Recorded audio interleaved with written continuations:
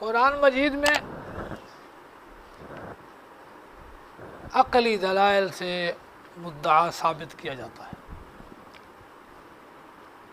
لیکن اس کا انداز عام فہم ہے، ہر آدمی اس کو سمجھ سکتا ہے، منطقی اور فلسفی انداز نہیں ہے کہ اس میں پیچیدگی ہو کوئی سمجھ نہ سکے۔ ان پیچیدگیوں سے قرآن کے عقلی دلائل پاک صاحب ہیں۔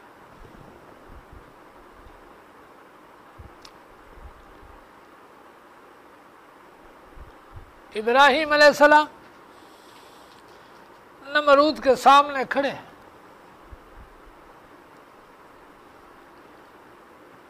اور اس سے مکالمہ ہوتا ہے، بحث ہوتی ہے۔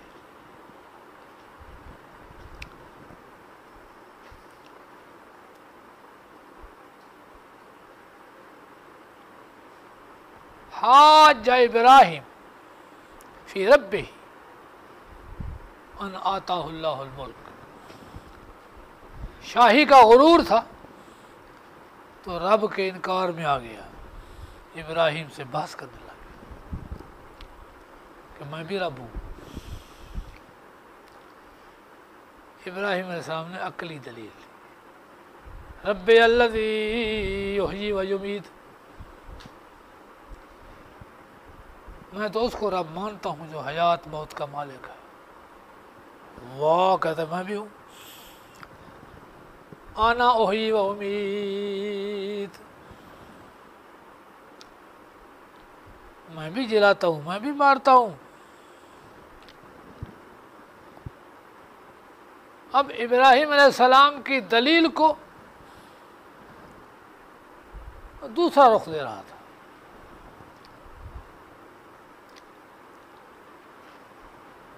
کہ دو بندے بلائے، ایک کو مار دیا، اس کو چھوڑ دیا، کہتے ہیں میں بھی تو حیات موت کا مالک ہوں۔ یہ تو اسباب ہیں، ابراہیم علیہ السلام مافوق اور اسباب بات کر رہے ہیں کہ بغیر ہتھیار ہلائے کون سے بات کرے، وہ تو وہ نہیں کر سکتا تھا، لیکن الجھایا۔ ابراہیم علیہ السلام نے دوسرا رخ لے لیا، اس پاگل کو کیا کہوں؟ ان اللہ یاتی بالشمس من المشرق فات بہا من المغرب، تو رب ہے، میرا رب تو مشرق سے سورج نکالتا ہے، تو ایک دن مغرب سے نکال۔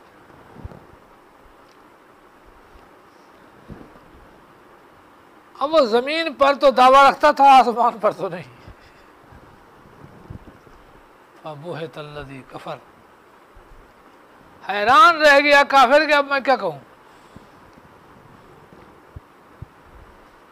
تو جو پہلی دلیل تھی وہ بھی صحیح تھی، لیکن وہ اس میں الجھا رہا تھا۔ ابراہیم علیہ السلام نے اس پیچیدگی کو چھوڑ کر اور سلیس دلیل لے آئے اور اس کا منہ بند کر دیا۔ نیٹ بھی لگا ہے اور بات بھی ہے کہ عطا اللہ شاہ صاحب لاہور میں خطاب کر رہے تھے، فَبُہِتَ الَّذِي کفر، حیران رہ گیا کافر، شش در رہ گیا کافر، اسی طرح کئی معنی کی۔ تو قرآنی دلائل میں، عقلی دلائل میں پیچیدگی نہیں ہے، سیدھا سادہ ہے، تاکہ دشمن چپ ہو جائے، خصم چپ ہو جائے، اس کے بات کر نہ سکے۔ آئیں گے انشاءاللہ، فائدہ لکھا ہے، قرآن مجید مدعا کو دلائل عقلیہ ثابت کیا جاتا ہے، قرآن مجید میں مدعا کو دلائل عقلیہ سے ثابت کیا جاتا ہے، لیکن دلائل کا انداز سہل، عام فہم اور منطقی اور کلامی پیچیدگیوں سے پاک اور صاف ہوتا ہے۔ اگر دلیل پہلے ہو تو دعویٰ کو کہیں گے نتیجہ، اگر دعویٰ پہلے ہو دلیل بعد ہو تو پھر اس کو دعویٰ کہے. یہ عقلی طور قرآن دعوت دیتا ہے دنیا کو. اور سورہ انعام میں روح سخن مجوس کی طرف ہے، خدا کو نہیں مانتے، تو وہاں پھر دلائل عقلیہ کا انبار ہے. عقلی دلائل سے خدا تعالیٰ کو ثابت کیا جائے، اللہ کے وجود کو، اس کی وحدانیت کو ثابت کیا جائے. دوسرا ہے دلیل سمعی، اس کو نقلی بھی کہتے ہیں. اپنے مدعا پر انبیاء کے قول پیش کیے جائیں، صلحاء اور بزرگوں کے قول پیش کیے جائیں، ملائکہ کے قول پیش کیے جائیں، آسمانی کتابوں سے حوالے دیے جائیں جس کو خصم مانتا ہو، تو اس کا نام دلیل سمعی ہوگا. اور یہ بھی قرآن میں بہت ہے. دلائل سمعی انبیاء اور صلحاء، اولیاء اور ملائکہ مقربین اور کتب سماویہ سے مدعا کے مطابق استشہاد لیا جائے. دلیل سمعی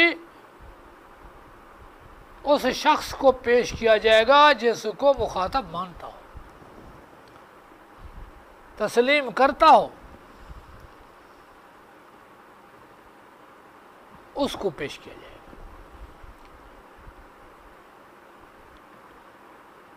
موسیٰ علیہ السلام کو اللہ تعالیٰ نے کتاب دی،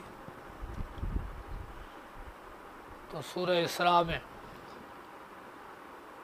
آتینا موسیٰ الکتاب وجعلناہ ھدی لبنی اسرائیل. موسیٰ علیہ السلام کو ہم نے کتاب دی، لیکن یہ ساری کائنات کے لیے نہیں تھی، بنی اسرائیل کے لیے تھی. ہمارا نبی سارے جہان کے لیے، انی رسول اللہ علیکم جمیعا. اور جو نبی جہاں جس قوم کے لیے آئے اس کے تعین ہوتی ہے. تو جعلنا ھدی لبنی اسرائیل اللہ تتخذوا من دونی وکیلا. ان کو کہا کہ میرے سوا کسی کو کارساز مت بناؤ، مشکل کشا مت بناؤ، نفع نقصان کا مالک مت بناؤ. تو دیکھو موسیٰ علیہ السلام کو بھی یہی ہدایت دی گئی.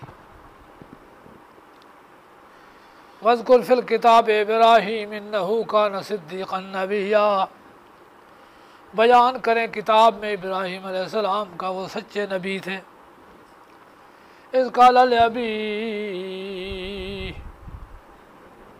اب جو ابراہیم اپنے باپ کو کہہ رہا ہے